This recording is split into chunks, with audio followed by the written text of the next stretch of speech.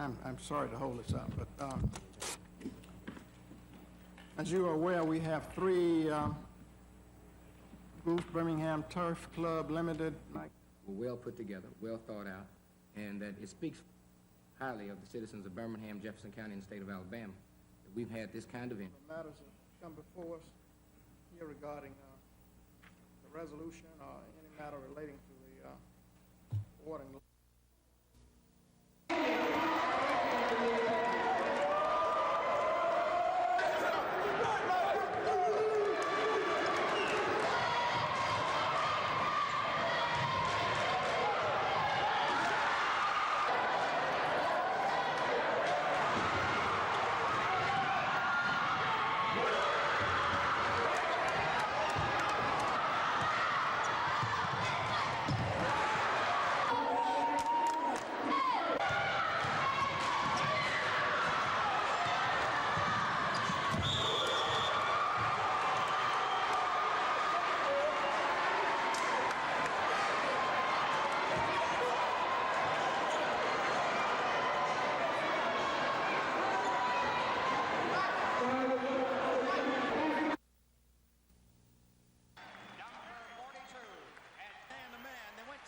Cincinnati turns his head too often.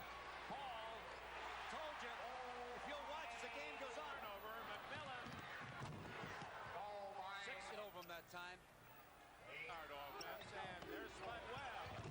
And they have proved themselves. Manuel Forrest, not there. Rebound, McSwain. Boy, I like this sophomore. Yeah, don't forget it. Leads by 2. Spud Webb from downtown Dallas. Ahead to Crook, 2-on-1. Hall. Forrest. Hall again. A rare miss. Billy Thompson tips it in.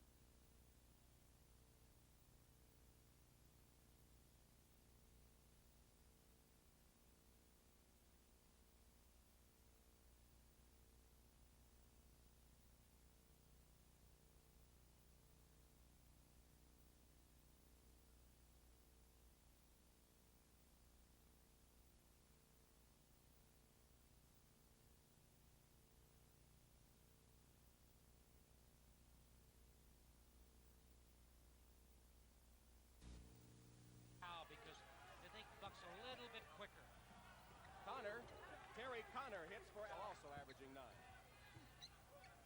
Farmer rattled around but fell his first bucket, and Alabama Got a lot of iron, but he made it go. Here's McDowell, turns on Johnson, left-handed shot. That'll be a foul in Florida basketball game when the Alabama starter Joe Lawrence. This is Pat Lawrence, misses off the rim, tapped up and in by another new Pat Lawrence in the game. Alabama in a zone defense.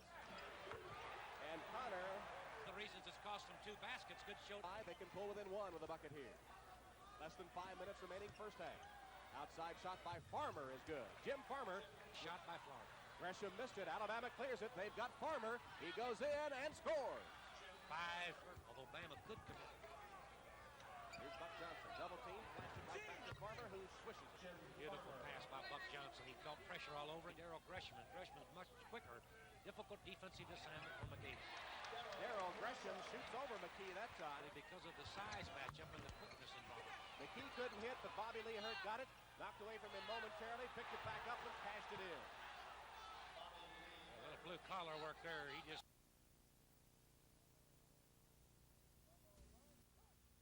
All right, march! Complete with muskets and authentic uniforms, Confederate and Yankee soldiers today battled it out again. These mock soldiers are spending the weekend living, eating, and fighting like their counterparts of more than 100 years ago. Coming and spending 3 whole solid days living as a soldier, that's, I think, considered better research than spending a week in a library somewhere. This is the second time in 6 months that reenactors have come from 3 states to the Confederate Memorial Park. They're here to discover what life was really like for a foot soldier during the Civil War. Incidents and occurrences that occurred to the everyday Civil War soldier, and I found that some of those same things are happening to me in reenacting camping out in all sorts of weather. Of course, no Civil War reenactment is complete without soldiers from the other side, and in Alabama, that means the Yankees. Being as units from the North couldn't make it down, some Confederate soldiers had to turn in their powder gray for Federal blue. 2 years ago, when I first started doing reenacting, the idea of ever going Federal was totally at heart. I would never do it. I just kind of feel like the Yanks are the bad guys, and we don't mind doing it, but we don't like it as much as we do doing, you know, our Confederate. Terry Stanton, WSFA TV News.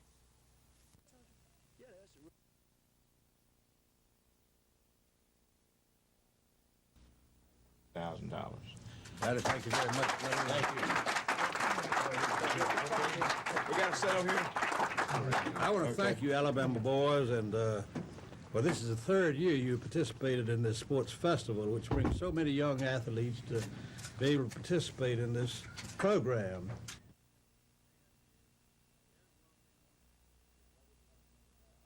The way this money came about is through the June Jam, and I'd like to announce that the next June Jam will be June the 15th.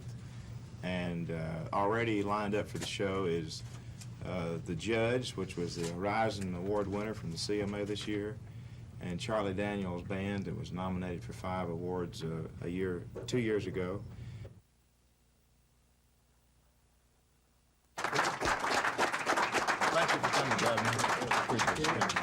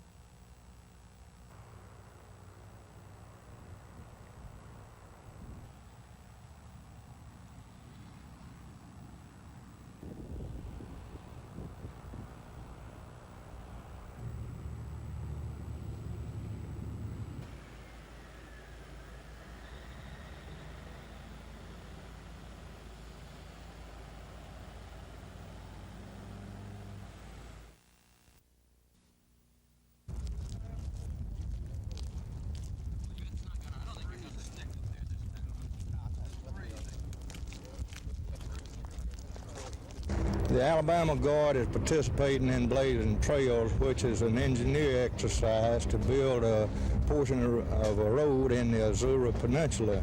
The Alabama Guard is providing the communication for command and control and also the logistical support, covering all phases of logistics, medical care, fuel, maintenance, feeding, billeting, all of the logistical support.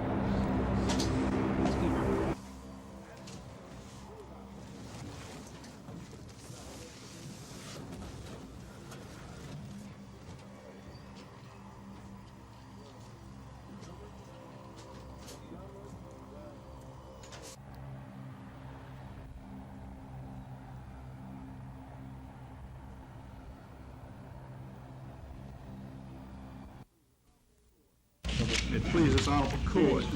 The first question facing the justices is whether the courts have jurisdiction over legislative actions. Attorneys for the legislators argue that the separation of powers doctrine prohibits courts from acting on legislative decisions. They want the justices to overturn an injunction issued by Circuit Court Judge Randall Thomas blocking payment of the approximately $155,000 in expenses. The legislature has acted. If they've acted improperly, they are the representatives of the people, and the remedy under our system of government and our system of checks and balances is the next election, if the people do not approve of what their representatives have done, then they will have a right at the next election to elect other people. The second question is one of reasonableness. Ziegler's attorney Jerry Carpenter says the lawmakers didn't do enough during the 13-day holiday recess to earn the expense money. The $85 per day expense allowance was not reasonably related to expenses incurred over that period, due to the fact that the primary reason for the recess was to take a break for the holidays. The justices didn't say when they'll make their decision. Terry Stanton, WSFA TV News.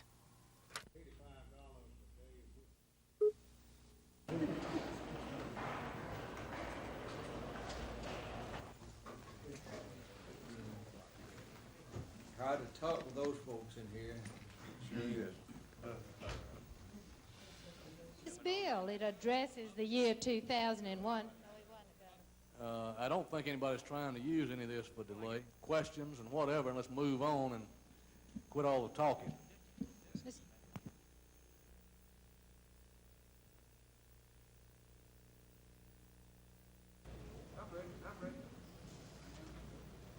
All right.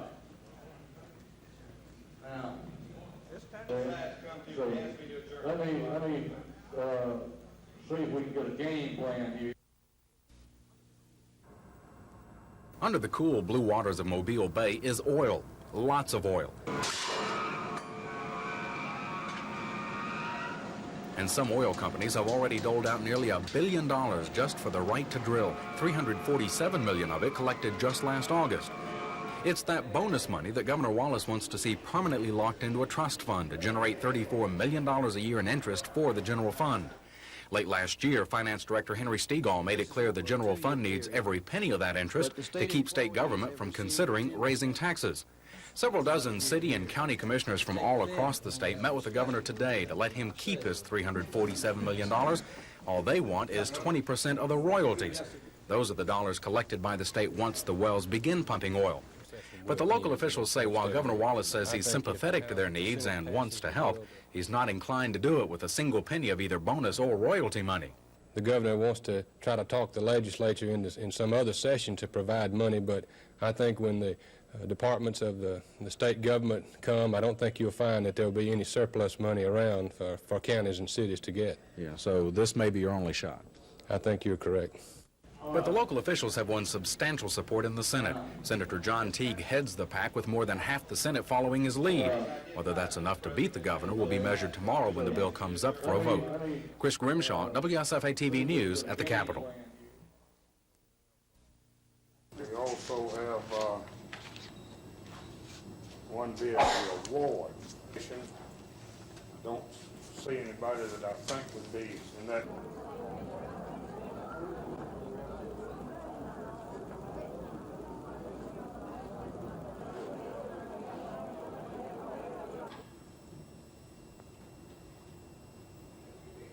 Sheriff Williams, what's the little vehicle?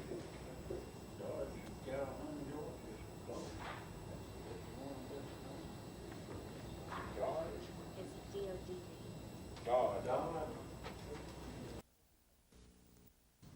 unless we come to that conclusion, then we'll have to include all of the road map. I feel like every once in a while you should get out and measure roads. I feel like it I feel it would be beneficial. For a fact that my road miles are not correct. I've discussed this with you. Not the chair to ask for a motion. Set up more for emergencies. I think their application earned 100 points.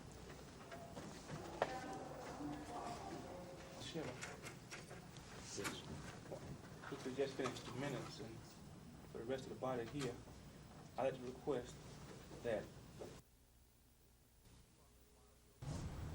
Police department files show the most recent business burglary occurred last Friday. $3,000 worth of property was taken in that break-in, and the suspect is in custody for the crime. The break-in was one of the 143 in Montgomery since January 1st. Police spokesman Major John Wilson gives a statistical look at the crime of burglary in this city. We had approximately 3,000 burglaries last year, and we've had 143 so far this month. The monthly average is around 237. So we're a little under so far this month. We have two basic kinds of burglaries. We have residential and we have business. And out of those you have two different kinds of burglars that commit these burglaries. And you have your professional who deals in property of great value and large amounts of it, and you have your opportunist who will take advantage of an open door, an unlocked car. Usually that individual deals in property of little value, something he can turn over quickly and be gone with it. Major Wilson says professional burglars hit high-income areas looking for guns, silver, and jewelry, while amateurs look for unlocked doors and other ways to get into private homes. Police officials say they would see at least a 5% decrease in business burglaries if the owners of the businesses would double-check their doors and windows before they leave for the night. This is Norman Lumpkin, WSFA TV News reporting.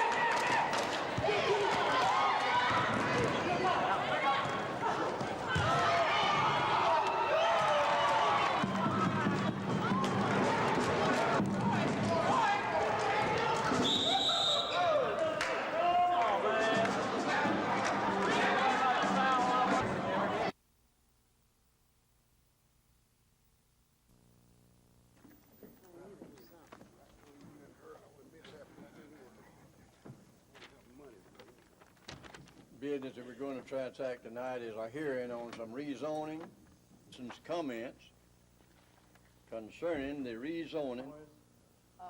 What are we expecting? I'd like to ask the council. Well, I will make the motion then that we fire Ben James.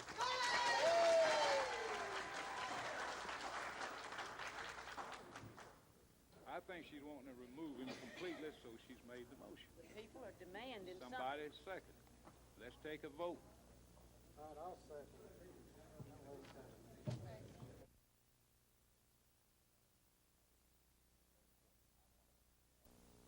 Very important. I'm one of them. There are others who go beyond that and out of office.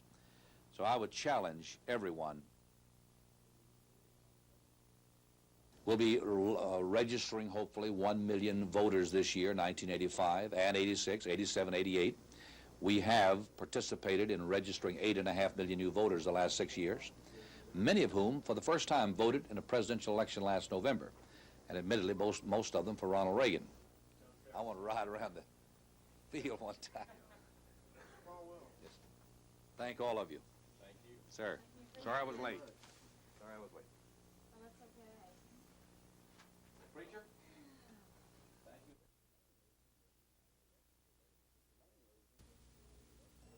The main reason that I'm reluctant to let them see the log, even though the dates that Mr. Buffo were furloughed from this jail are in this book. Also included in this book are the dates that juveniles were placed here by the judge. And the law states that juvenile records will not be made known to the public. And until such time as the judge tells me to show the record to the public, then I'm going to refuse to show them.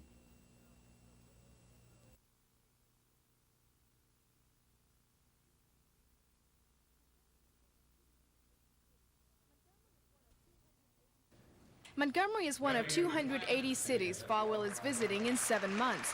He's on tour to raise money for the Christian college he organized 20 years ago.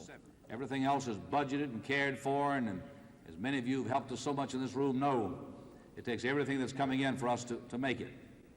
We've got to build these buildings, we've got to pay for them, we've got to raise the money, we need your help. Falwell says he wants to expand his college so they can graduate more students to, as he puts it, infiltrate the media, business, and government. While making his pitch for financial support, Falwell answered some of his critics, defending his right to enter the political arena. We didn't have anybody in our camp speaking up. And the reason the country got in such a mess is because we conservatives in the church thought that politics was dirty business and we just let the government take care of itself. And we defaulted from the process and virtually lost the country. And again, Falwell voiced his opposition to abortion, calling for a new commitment to the sanctity of human life. Terry Stanton, WSFA TV News. Alcoholic ministry, back with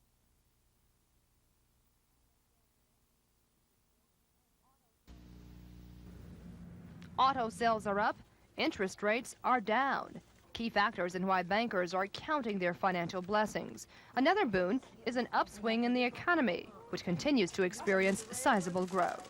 You can get the business environment paying less for their money, they're going to make more money. So business is very healthy, in my opinion, because of that particular reason. Interest rates are down.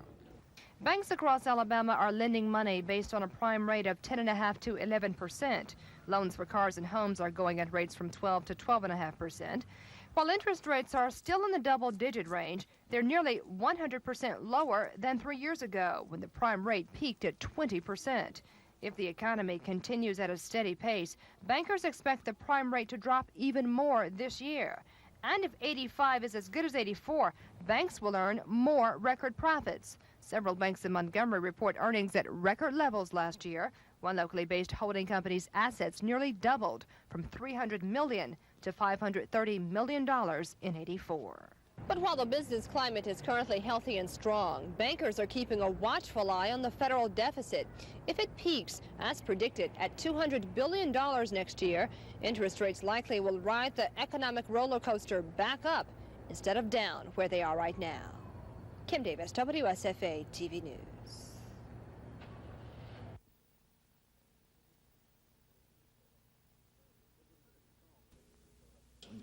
It was Senator Charles Bishop who showed up at the microphone with the city-county version of the bill. That bill left Governor Wallace's master trust fund of $347 million alone, but set up a second trust fund to be fed by 20% of future royalties. A trust fund Bishop says may be the only chance for local officials to get any state support. It'll always be promises. It's been promises for many, many years, and you know we're not going to help the cities and the counties. We hadn't done it in the past. And administration floor leader Earl Goodwin wasn't able to kill the Bishop bill. 14 ayes, 19 noes. The motion to table failed. I move adoption substitute, Mr. President. With that, Goodwin backed off, and the bill began changing even more. 2 more trust funds for soil erosion in the State Conservation Department were added, and the conservative investment restrictions were liberalized to allow investment in private corporate bonds as well.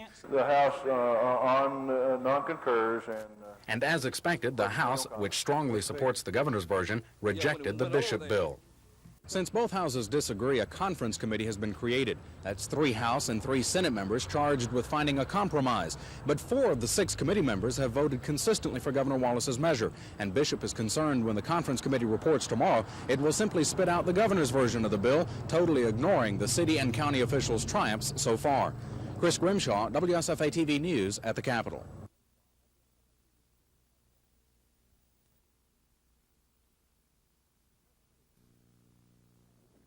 An estimated 200 citizens filled last night's city council meeting. Most of those attending are unhappy with this man, Mayor H.T. Mathis. Earlier this month, Mathis fired Police Chief Chris Hutchison and replaced him with Chambers. Hutchison was reappointed as chief after a public outcry, but the mayor kept Chambers on the force as a sergeant. 3 civil lawsuits are pending against the former sheriff, filed by inmates who allege they were sexually abused in the Covington County Jail during Chambers' term in office. The mayor defends his son-in-law. Glenn Chambers is not the problem here. He is the victim. And time will prove this to be correct. Mathis says he has the power to hire Chambers, but some council members disagree. The mayor, with the consent of the council, has the authority to employ, to hire or fire. Councilwoman Muriel Savage wanted the issue settled last night. Well, I will make the motion then that we fire Glenn Chambers.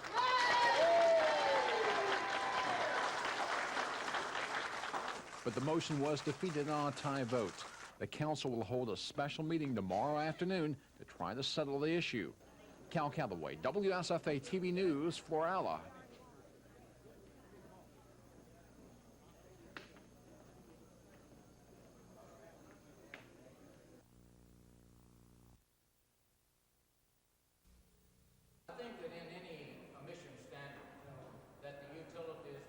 Million tons.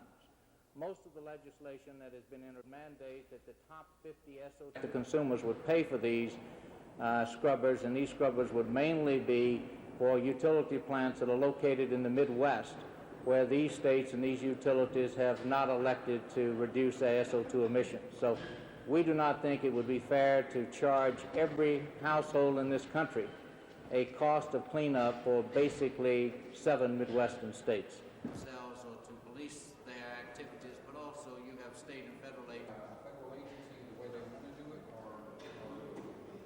The legislation that the utilities would set a standard, for instance, 1.2 pounds per SO2 per million BTU themselves, or to police their activities, but also you have stated.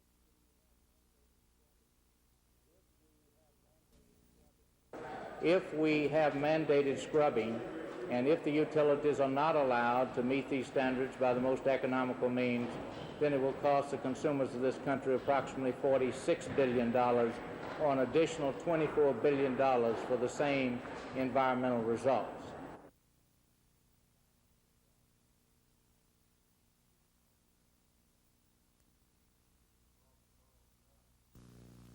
His brother Charles Maddox, who is a member of our annual company, and we're just really happy to have both of these gentlemen here.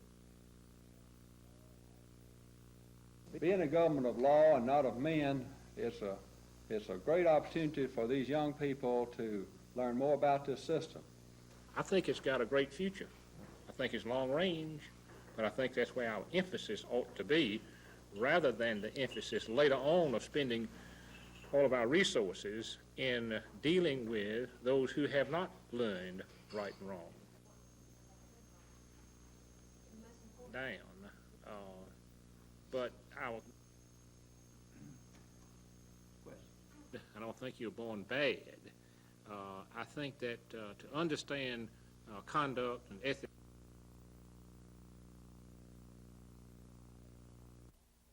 Well, the second group of Alabama Army National Guardsmen are in Panama tonight, part of Operation Blazing Trails. And TV 12 News is there, too, with the troops. Tom Foreman is in Panama City, Panama tonight. Tom, exactly who is involved in this operation in Panama? Bob, the Alabama Guardsmen are playing a major role in Blazing Trails 85. They're being joined by troops from Louisiana, from Puerto Rico, and Missouri. Those are the 4 principals involved in this exercise down here. More than 3,000 Alabama Guardsmen will be involved throughout the exercise, which started in January and will conclude in May, which is the start of the rainy season here in Panama. They're building a 43-kilometer road in rural Panama, which will help villagers in that area bring their farm produce into the cities to sell. Alabama is taking a major role in the whole proceeding. The state is handling the state's armed Army Guard is handling equipment and supplies for everybody involved. And of major importance, Alabama is entirely in charge of the communications for the whole mission. Tom, what are the goals of Operation Blazing Trails 85? Basically, why are we there? Well, Bob, the generals here are telling us that the number one goal is obviously training. This gives Alabama Guardsmen and other Guardsmen a chance to train in a very realistic environment, such as they might end up fighting in one day. The instability in Nicaragua and El Salvador and other Central American states has no doubt comes to mind when we talk about the training down here. This allows the Guardsmen to work with their equipment in weather conditions that are very much different from those we have in Alabama, and because of that, they can troubleshoot, they can learn how to work out in the field, and get a very practical application of what they would have to do in a war situation in Central America. But there are other goals which are also considered very important. Overall, this exercise is part of the U.S. effort to help protect Panama so that a democracy can get firmly established here. The country has just changed over recently from a military rule. At the same time, they're trying to help Panama become self-sufficient so that when the U.S. leaves entirely and gives the Panama Canal over to Panama in the year 2000, the country will be able to survive. And at the same time, we would like Panama to remain a very strong ally of the United States.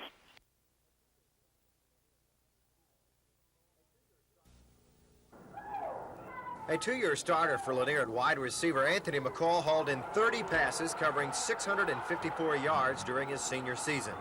He committed to Auburn after considering offers from the likes of Texas A&M, Notre Dame, Georgia Tech, and Alabama. Auburn had the better program, the stronger one in my opinion, so I chose to go with Auburn. Only thing they guaranteed me was a chance to prove myself rather, and that's about all really.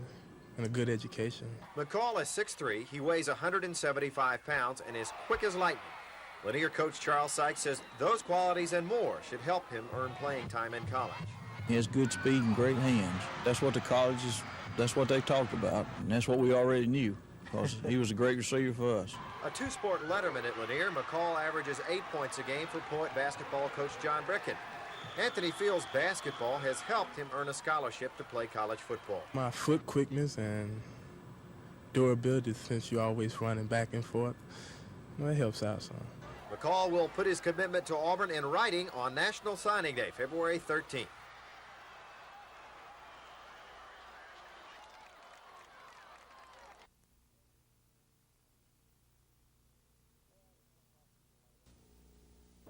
Well, he comes off a year last year where they were just fair. They didn't realize how well they had recruited. Didn't really realize how good the junior college kid Dillon he brought in was. They misjudged his talent. The league is very young, and he's kind of capitalized on it a little bit. They haven't been on the road yet either. And they're not going to finish ninth, though, and he told them that on media day that he wouldn't. Nobody listened to him.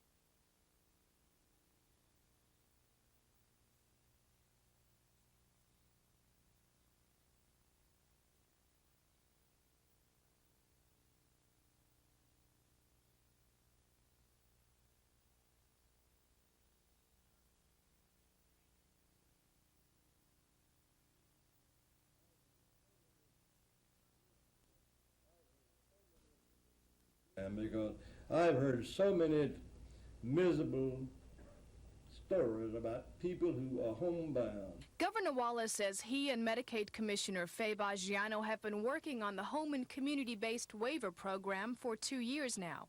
Baggiano says the program is similar to vocational rehabilitation's homebound program. What our program will do is now, instead of someone automatically going, for instance, from a hospital to a nursing home, there'll be a case manager there who can give them an alternative. And if they decide to stay at home, we can provide more home health, more homemaker services. We can do respite care for a family member who might need to get away, personal care services. Baggiano says while the program won't keep senior citizens out of nursing homes forever, it will help allow them to stay in their private homes for as long as possible. And not only does that help preserve the dignity of the elderly, but it also saves the state money. We can provide these services for 1/3 to 1/2 of what institutional care costs us. The waiver program, which is expected to serve about 3,100 people across the state, will begin on February 1st. Terry Stanton, WSFA TV News.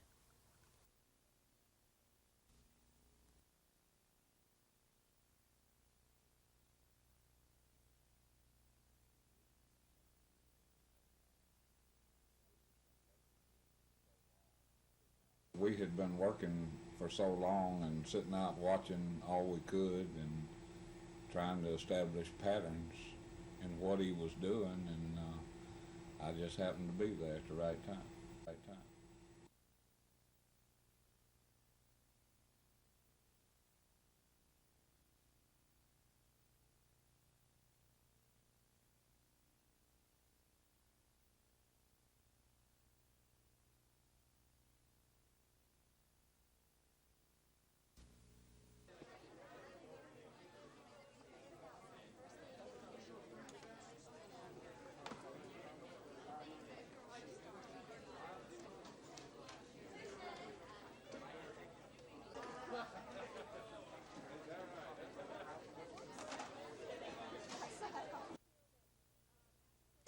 Well, we feel that after Christmas holidays and all, the blood drive or the blood bank is very low, and that one way to replenish it is to have a blood drive that the students can participate in and to replenish the blood supply. When Mr. McKissick gonna start shaking, I'm gonna fall down. He's gonna go. I would have had to go in this morning, man. He's gonna get you fired. And I'm gonna say, I need a job. I had to go in this morning, man. He gonna say, okay.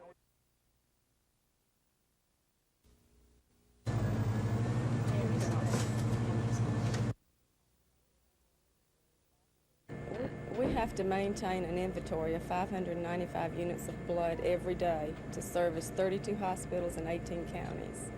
So if we can't meet these needs, then, you know, we have the problem of surgeries having to be canceled.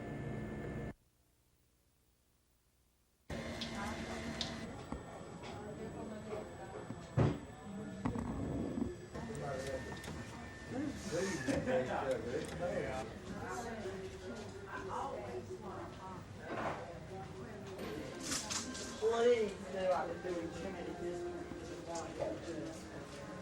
I want to leave with my good name intact. They say I'm an artist, so I could say it too, couldn't I? They called me that, so I could say it too. Welcome to Juanita Rogers' world. A world of mud, or funny brick, as she called it.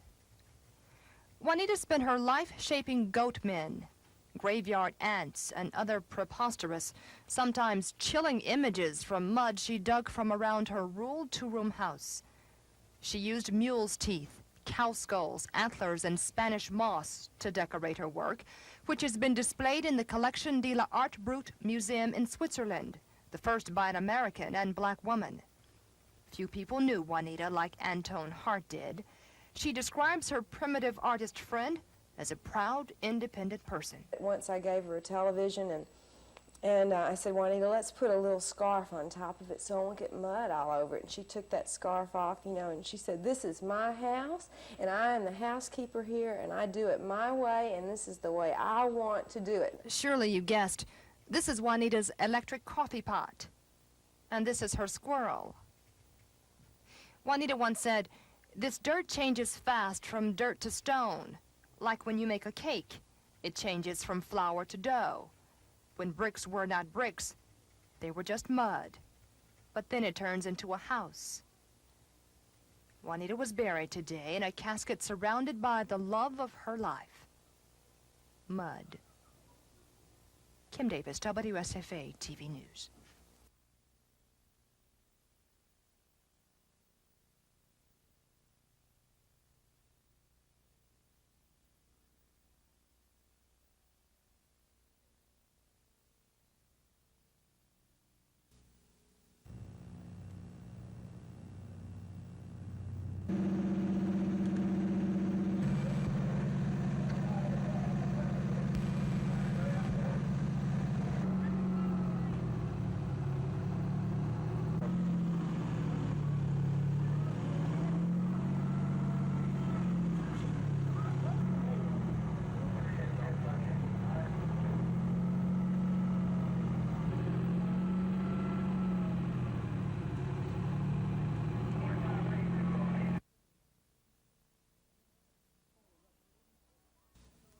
Hey, referee, and they're off.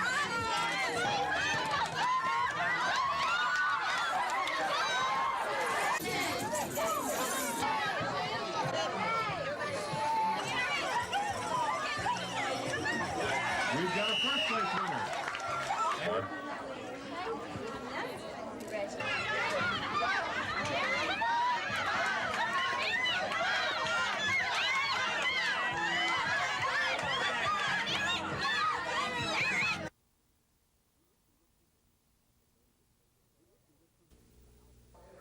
The issue was simple. The House had voted in favor of Governor Wallace's plan to invest the millions of dollars in offshore oil bonuses into a single trust fund. And the Senate had voted to create a second trust fund out of future royalties from offshore oil production, all to help cities and counties with dwindling federal assistance. But the conference committee charged to resolve that difference was heavily laden with House and Senate members who backed the governor. And that left a bad taste in the mouths of the three senators who had led the city-county effort. Because the majority of this Senate spoke yesterday, but yet it was not heard. I want you to know, my friends, we won. We did not lose. We fought and we won. It's you that's going to lose if you're not careful. But the fear of losing any kind of a trust fund apparently swayed several of the senators who had voted in favor of the city-county effort to go ahead and accept the governor's proposal. In a written statement late this afternoon, Governor Wallace said he was happy his plan prevailed, but he tried to reassure local officials saying he will work to find them some money in the future. But his statement didn't indicate when or how. But this isn't the end of the matter. The bill passed today simply proposes an amendment to the state constitution, which means you, the voters, will also have to decide. That referendum is scheduled for the second week of May. Chris Grimshaw, WSFA TV News at the Capitol.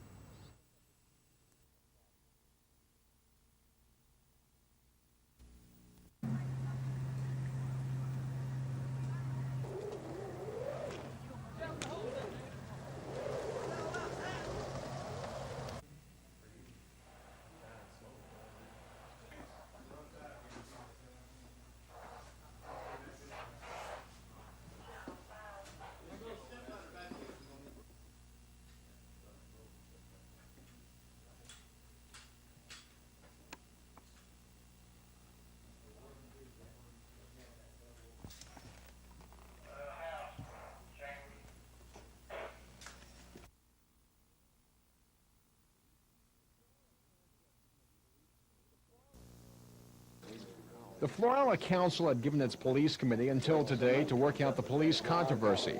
But Mayor H.T. Mathis opened the meeting saying the issue had not been resolved. At question is who has the authority to hire and fire police officers. Mayor Mathis says he has the power, but at least 3 council members say he doesn't. Mayor Mathis backs up his argument by quoting from an Alabama League of Municipalities handbook. Unless the council has legally passed an ordinance to give the council right to hire and fire, they have no right. But council members Muriel Savage and Charles Stevenson say that same handbook backs up their argument. The appointment of tax assessor, tax collector, chief of police, chief of the fire department rests with the council, comma. But the council may by properly drafted ordinance delegate disappointing authority to the mayor. The council, on a motion by Councilman Victor Anderson, agreed to ask for an Attorney General's opinion to clarify the situation. Council members also voted to bring the 3 officers hired without their approval, including Chambers, before the entire body at their February 11th meeting for review. Cal Calloway, WSFA TV News, Florala. Did we hear a second? Moved and seconded, we adjourn.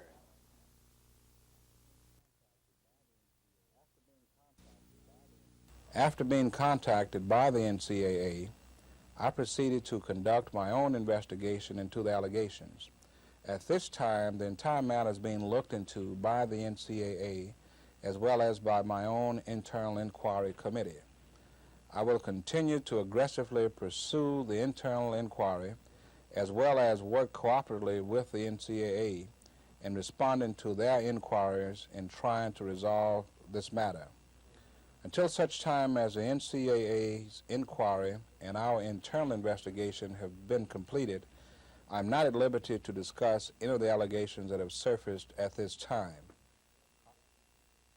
As reports have been completed, I will be happy to share the results of the findings with the appropriate parties. That's fine.